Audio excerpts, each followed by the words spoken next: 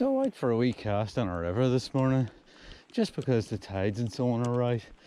It's a bit early for this river, very rarely produces anything this early on, but we'll take a wee look. What we'll do is we'll tie on a fly here and see if we can't get some excitement out of this wee run.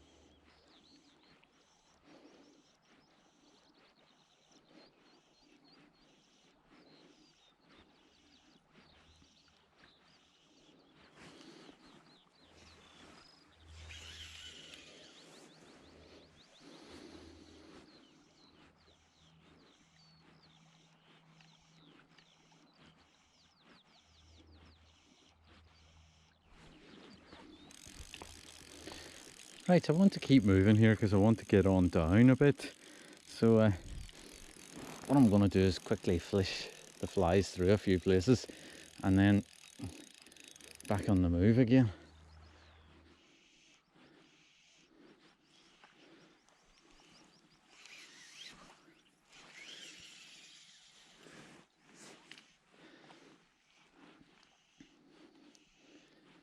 So this river is actually tidal up to beyond here. It's tidal for another few hundred yards up here. But sometimes a fish lies in under this bank. Sometimes they lie on down the pool a bit. But just occasionally you can get something in under this bank. And you can also get seaweed, obviously.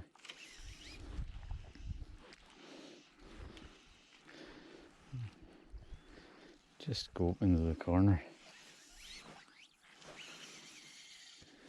Drop one down parallel to the bank. The current is probably taking the flies in closer to the bank there.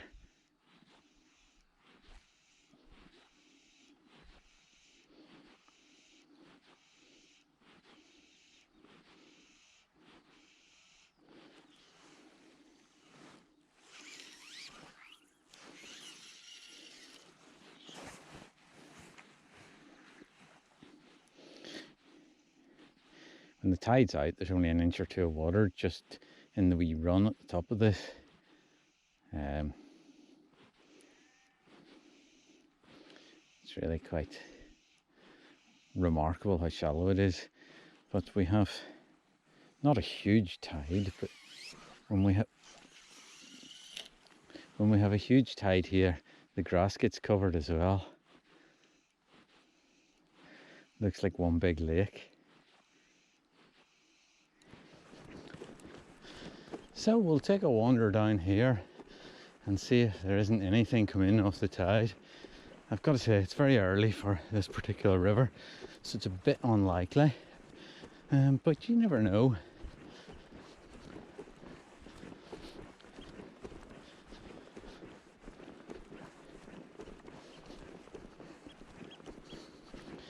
In the really big tides, this is all covered with water and it's really quite treacherous. It's certainly, if you don't understand the tides here, I guess it's an easy way to kill yourself.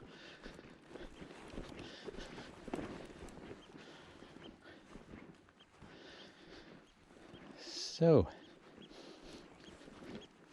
we'll have a wee fish of the flies through here, because it's a nice wee spot, and I can see there's a few wee trout moving, but that's not what we're here for, I don't think.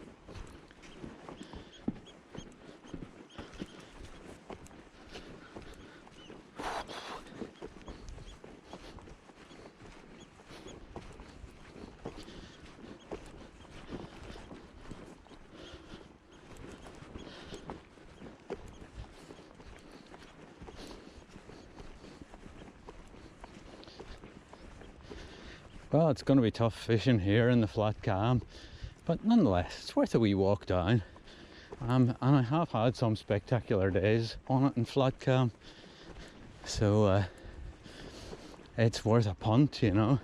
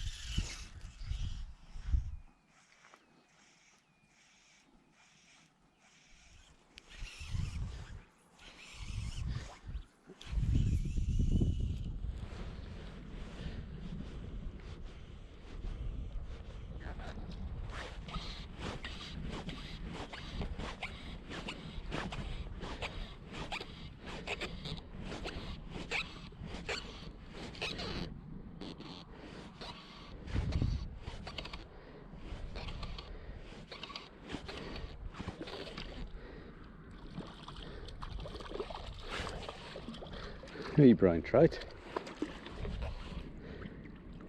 Not big, but nonetheless a brown trout, I suppose. Away he goes. Right.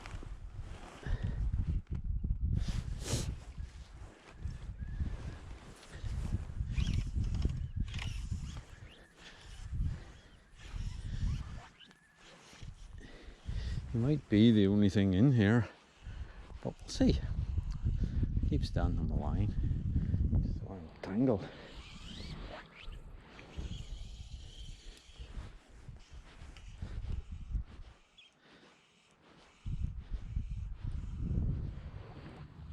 There's a sort of a vague semblance of a wave on this, so it seems worth just putting the fly through it just quickly.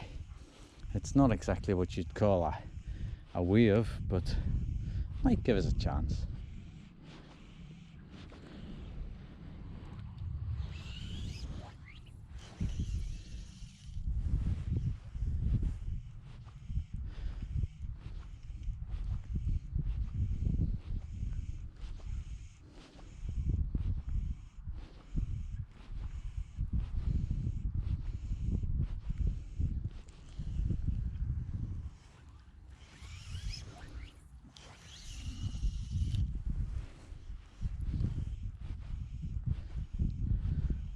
So the plan for today was a quick cast for sea trout in the morning, just for an hour, and then to head out the moor to brown trout. So I think I'm going to call it quits for the sea trout now and start to head for the brown trout. There's not much action here, and to be honest, it's very early in the season.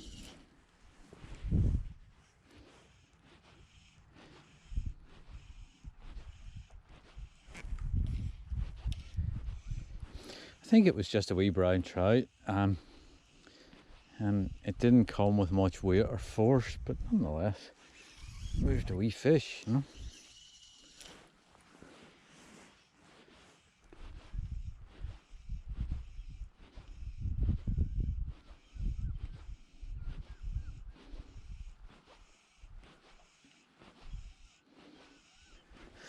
Well, after our quick cast for sea trout, we're out the moor for a brown trout now, and let's see if we can't do a bit better.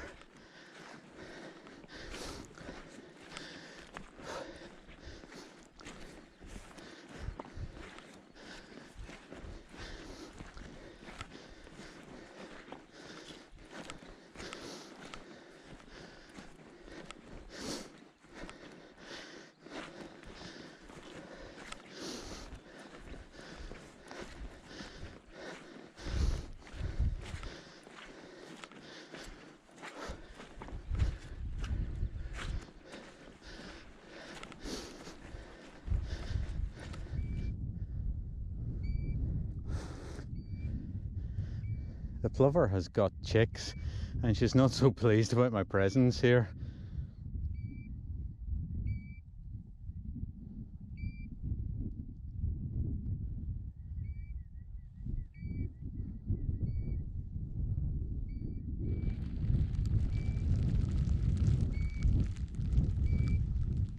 This bit of the moor in front of me is a complete death trap, and if you end up in there, you're in deep trouble.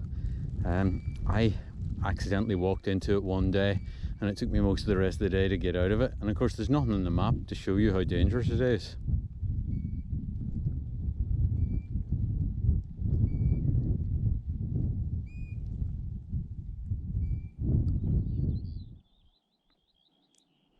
I'm a great fan of the handheld GPS for walking with, and I know a lot of the internet safety weenies will tell you, oh, don't use those, what happens if the battery runs out or it breaks?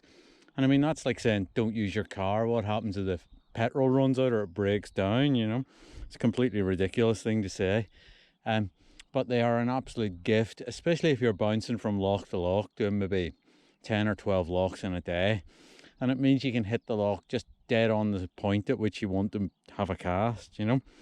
So I would thoroughly recommend them. I always have the compass and map in my pocket, and I've used the compass and map for years before the GPS came along. But if you can get a GPS, especially a mapping one, it is an absolute gift out here. So I just arrived at the loch, and the first priority will be to get some water out of the loch and get the tee on, and then we'll set up the rod and put a lighter leader on, because I have quite heavy leader on because I was fishing for sea trout on the river this morning. So I'll go lighter and we'll get a cast or two for a wee trout. No, they're not very big in here, but I've walked to this loch a few times recently just because I enjoy it. So I've had the cup of tea, now it's time to see if I can't catch a fish, and knowing my form, probably I can't catch a fish.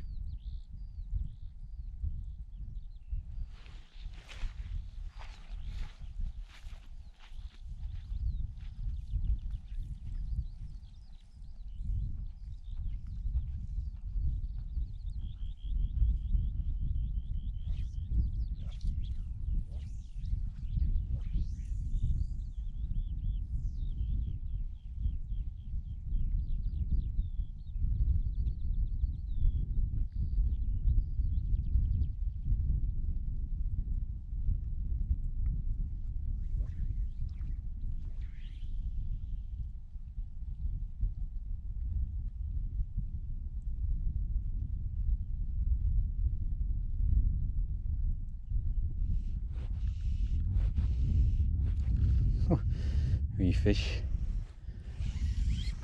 way out there.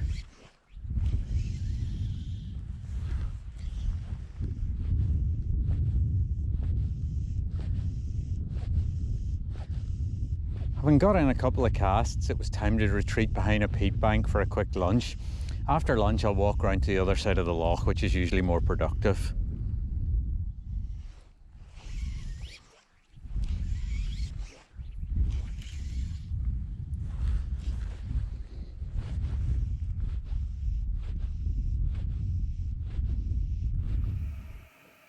Come lunchtime, it went absolutely flat calm.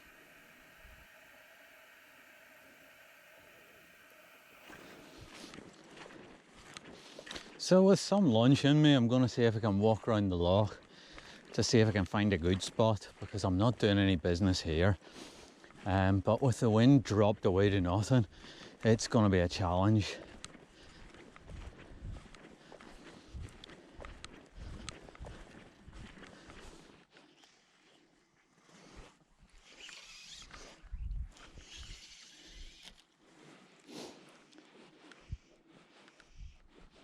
So I kind of made a walk around the loch, firstly to try and catch some wind, and secondly because this bit of the loch often fishes better than other bits.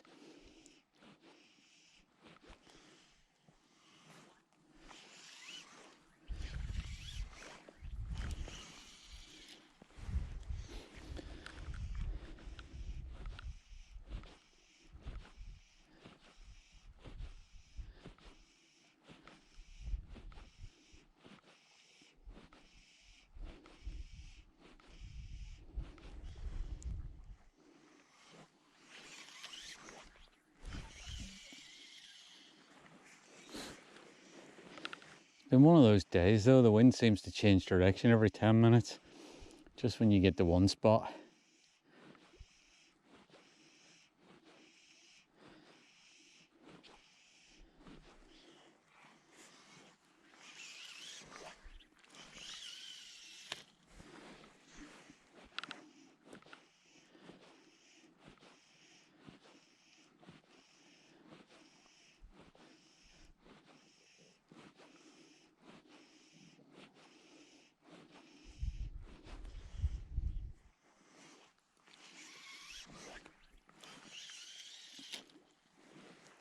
Oh well, not doing so well.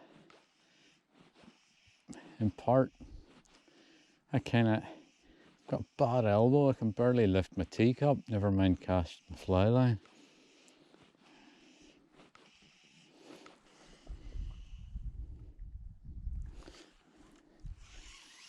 Apparently it's tennis elbow, they say.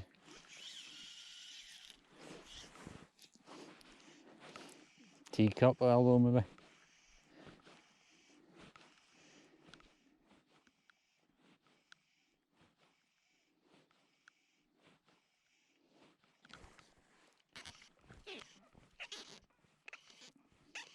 It's amazing that fish took so deep, because you would have thought they would have been on the surface with a nice mild wind and whatnot today. But no, he came from very deep indeed.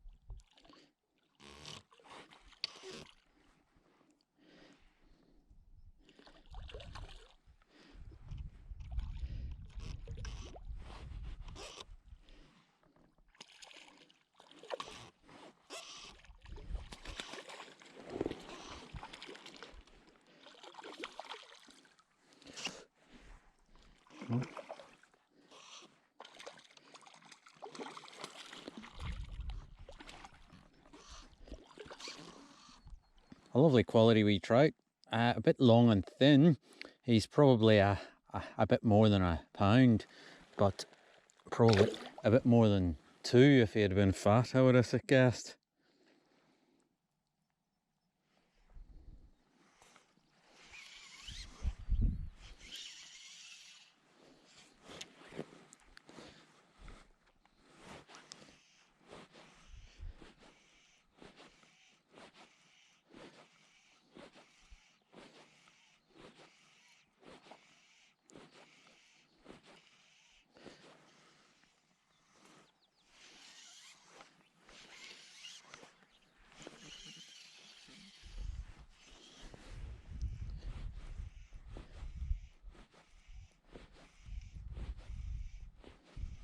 Well, I think that'll do us for another day. Time for the slog back to the car again.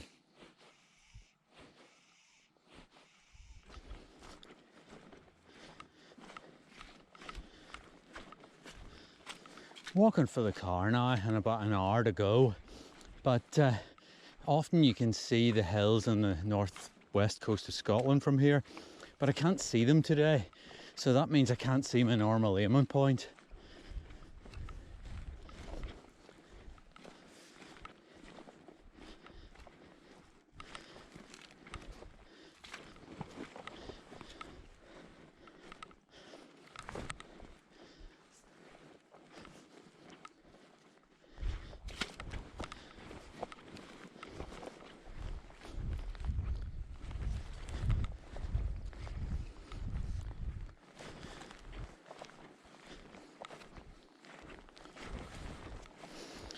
Well, that's us nearly back down to the river and the track and the car, and there's a wee shower of rain.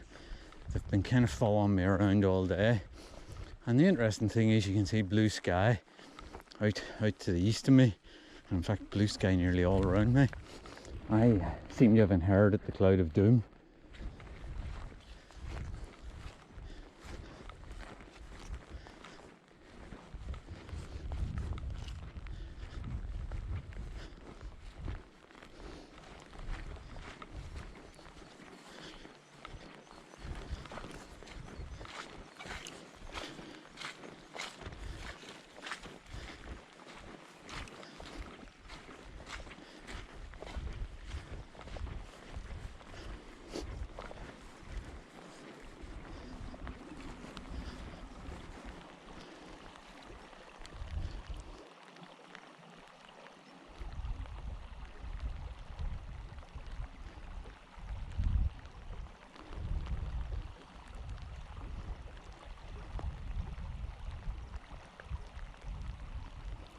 Wee bit more water in the river today.